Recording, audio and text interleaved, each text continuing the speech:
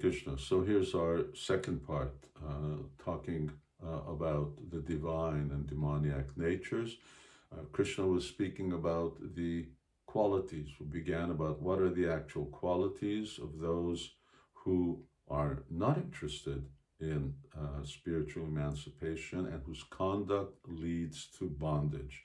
This was the definition of the demoniac. And now Krishna is giving us more ways to be able to identify, because it's important for us as well, because unfortunately we are raised in a culture where we will see, and it doesn't matter where we are, whether it's India or whether it's America or in Europe or anywhere else, where the values that are being espoused here, the values that we learn are the values that are being identified here in the Bhagavad Gita as being the values of demoniac people. Just listen to this.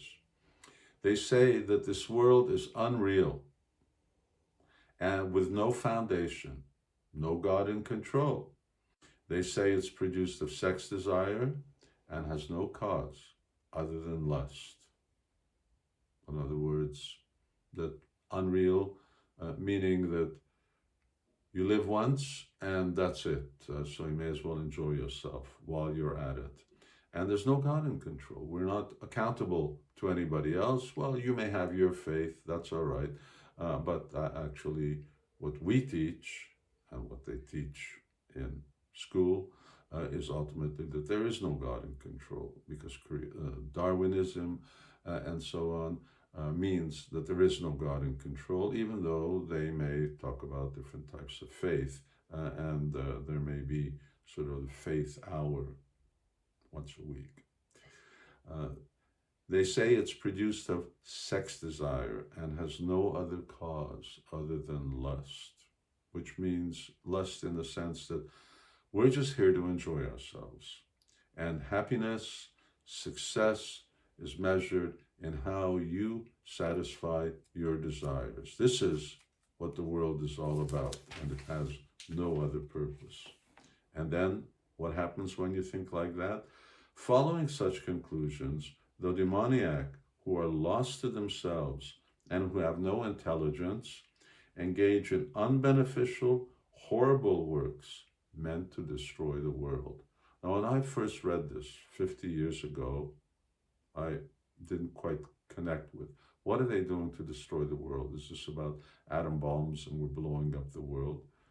But in the world that we live in today, where our environment has already been so badly damaged, and you could say that it's actually destroying the world. So this is what Krishna is speaking about. Following such conclusions, they're lost to themselves. In other words, I'm just so self-obsessed. Humanity is so obsessed with itself that it thinks that it has all the answers to everything, where actually it has no solutions for anything. Have no intelligence. Sure, we build rockets to the moon and even beyond, and we have these different gadgets that we have. But if you remember, Krishna is speaking about knowledge in a different way. He didn't define knowledge with technology. These are considered these sort of arts. You have them, you don't have them. But real knowledge means you know that you're not this body, the difference between the body and the soul, and you know what the purpose of life is, and we've already spoken a lot about this. Engage in unbeneficial, horrible works meant to destroy the world. Industry, pollution, raping the Amazon rainforest, one after the other, horrible works, just horrible works. And the end result is meant to destroy the world. It destroys the world. You may not want to destroy the world, but that's what's happening. And kamam ashritya dushpuram dambamana madanvita, taking shelter of insatiable lust and absorbed in the conceit of pride and false prestige, The demoniac, thus illusioned, are always sworn to unclean work, attracted by the impermanent, taking shelter of lust. In other words, as I mentioned before, lust means you live once, enjoy it while you can. It's all about enjoyment, enjoyment, enjoyment. And absorbed in the conceit of pride and false prestige. We are everything. We are the apex of civilization. We are the apex of evolution. Humanity right now is achieving things they've never achieved before, absorbed in the, although I don't understand Bhagavad Gita, although I have no knowledge that compares to this, but still I think I'm so smart. False pride and false prestige. And this is the illusion. We're living in this illusion that we're actually so smart when it's so obvious that we're so ignorant we can't even live in a way that we maintain our own planet. They're like children. They're just so, when in their play, they're destroying everything around them. Thus illusioned, always sworn to unclean work, literally speaking, and attracted by the impermanent. You may vote this way, you may vote that way. You may like this type of thing, you may like that type of thing, but everything you're talking about is about the impermanent. We're just completely distracted by the impermanent.